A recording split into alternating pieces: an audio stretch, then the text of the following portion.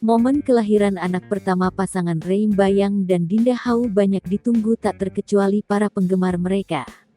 Potret kelahiran sang bayi pun banyak mendapatkan perhatian lantaran terlihat sangat menggemaskan. Diawali dengan ucapan Hari Ayah Sedunia, Ray mengucapkan terima kasih kepada sang anak karena telah hadir dalam hidupnya. Ray juga mengungkapkan jika dirinya sempat gugup saat pertama kali menatap dan mengazankan sang anak.